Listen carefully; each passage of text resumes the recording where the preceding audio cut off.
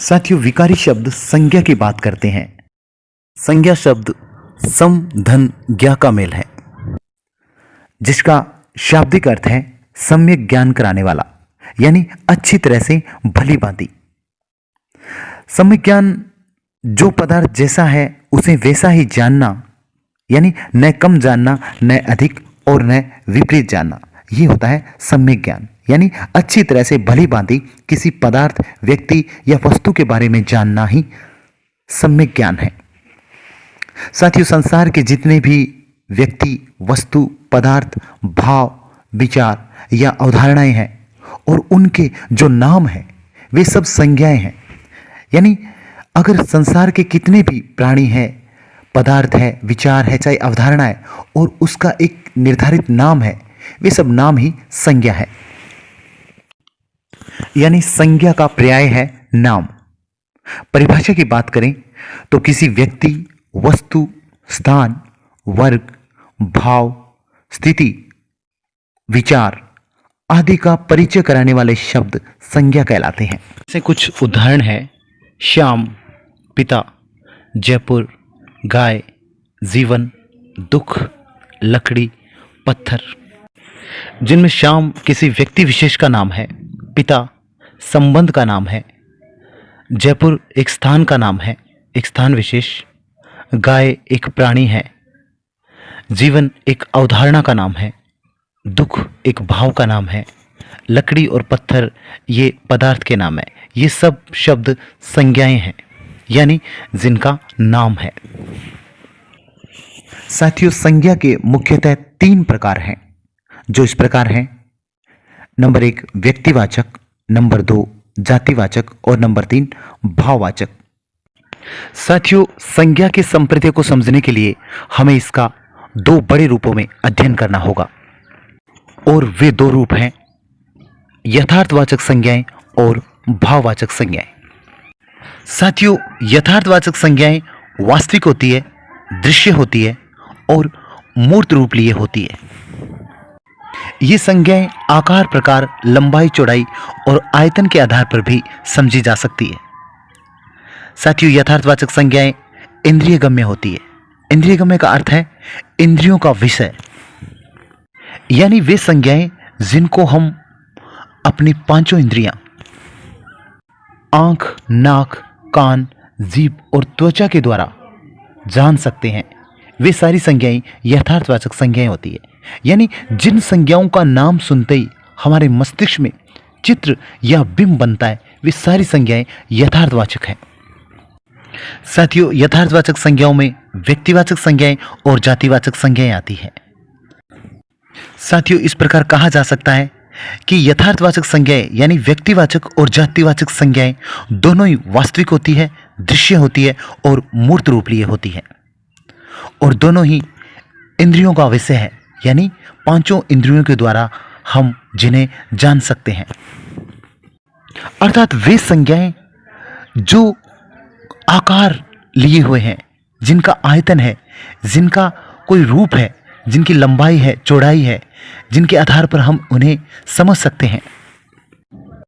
यानी वे संज्ञाएं जिन्हें हम देख सकते हैं, सुन सकते हैं, सूंघ सकते हैं, त्वचा द्वारा महसूस किया जा सकता है, या जिनको जीभ के द्वारा यानी स्वाद के माध्यम से जिनका आंकलन किया जा सकता है।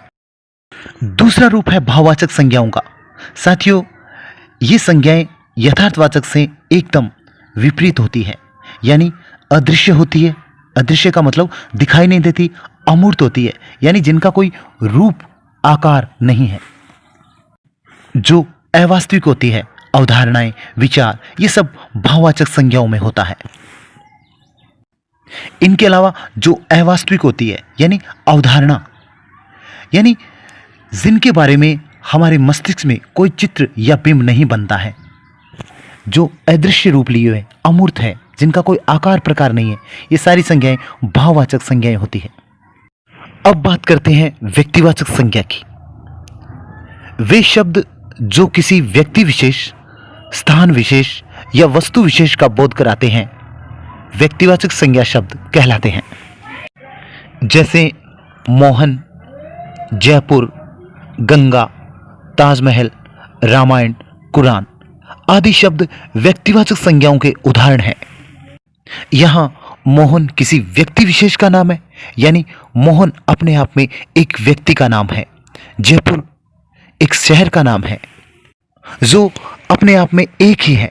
गंगा एक पवित्र नदी का नाम है जो अपने आप में एक है।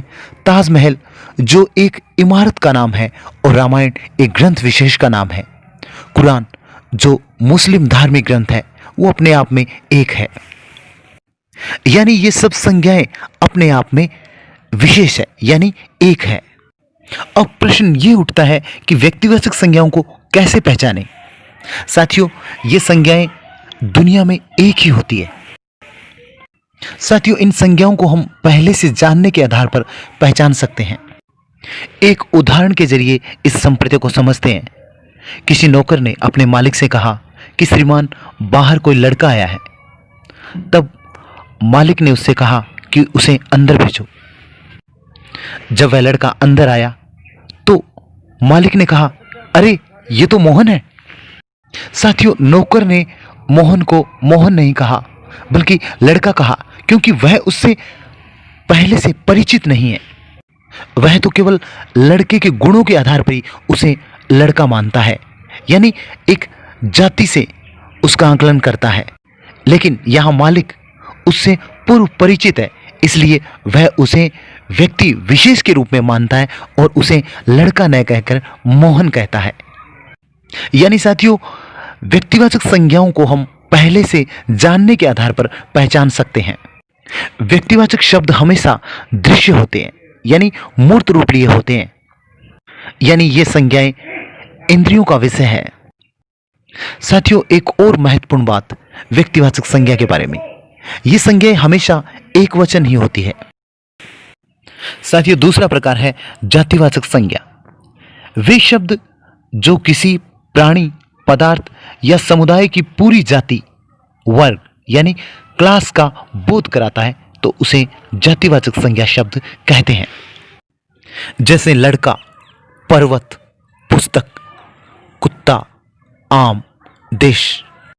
ये सारे शब्द किसी समुदाय या जाति को इंगित करते हैं। जैसे लड़का शब्द एक जाति है। साथियों, जाति से हमारा आशय कास्ट से नहीं है, जाति अर्थात वर्ग यानी क्लास। साथियों, ये सारे शब्द एक वर्ग का प्रतिनिधित्व करते हैं। ये एक नहीं है बल्कि दुनिया में उनके जैसी अनेक इकाइयां हैं। साथियों, जातिवाचक संज्ञा शब्दों की पहचान कैसे करें। जातिवाचक संज्ञा एक वर्ग है, एक जाति है, एक क्लास है। दुनिया में उसकी इकाइयां अनेक होती है। जिस प्रकार व्यक्तिवाचक संज्ञा अपने आप में एक है, जातिवाचक संज्ञाएं उसके विपरीत अनेक होती है। साथियों, जातिवाचक संज्ञा का आधार है समान गुण, यानी पहले से उन वर्ग या गुणों का ज्ञान होने पर वैसे ही गुण अन्य किसी में पहचान कर नई वस्तु या प्राणी को हम तुरंत पहचान लेते हैं। जहां व्यक्तिवाचक संज्ञाओं में हम किसी व्यक्ति विशेष या स्थान विशेष से पहले से अवगत हैं, यहां जातिवाचक संज्ञाओं में उनके गुणों का हमें ज्ञान होता है, यानी समान गुणों के आधार पर हम उन्हें पहचान लेते हैं।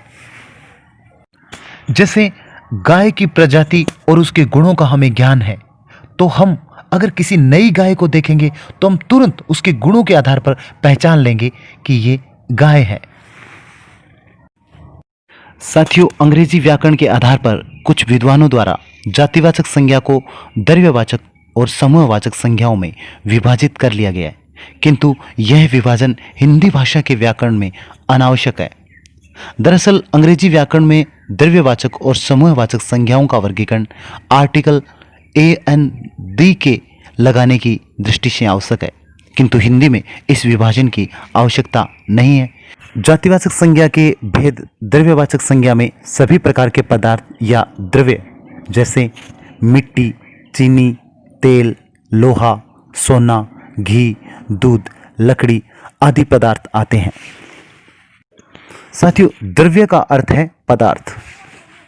सभी तरल पदार्थ द्रव के अंतर्गत आते हैं। यानी पदार्थों की तीनों श्रेणियां जैसे द्रव, गैस और ठोस, ये तीनों ही द्रव्यवाचक संज्ञाओं में आती है। जैसे द्रव की बात करें तो पानी है, तेल है, गैस जैसे वायु है, और ठोस वस्तुएं जैसे धातु, सोना, चांदी, पत्थर, ये सभी द्रव्यवाचक संज्ञाओं में ही आते हैं। द्रव्यवाचक संज्ञाएं अगणनीय है, यानी इन्हें गिना नहीं जा सकता, क्योंकि ये मात्रात्मक या परिमाणात्मक रूप लिए होती है। ये सारी संज्ञाएं नाप तोल का विषय है। यानी हम ये नहीं कह सकते कि 2 लोहा, 5 सोना, 10 घी, ऐसा नहीं कह सकते।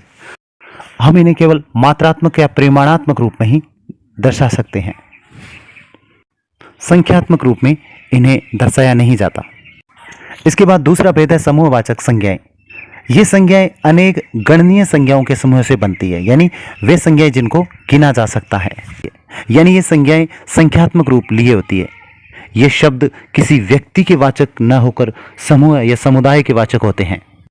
जैसे सेना, कक्षा, जुलूस, परिवार, पुस्तकालय, भीड़, गुच्छा आदि शब्द समूहवाचक संज्ञा या समुदायवाचक संज्ञा के उदाहरण हैं। यानी एक जैसी कई इकाइयों को जब एक समूह या समुदाय का रूप दे दिया जाता है, तब उसे समूहवाचक संज्ञा कहा जाता है।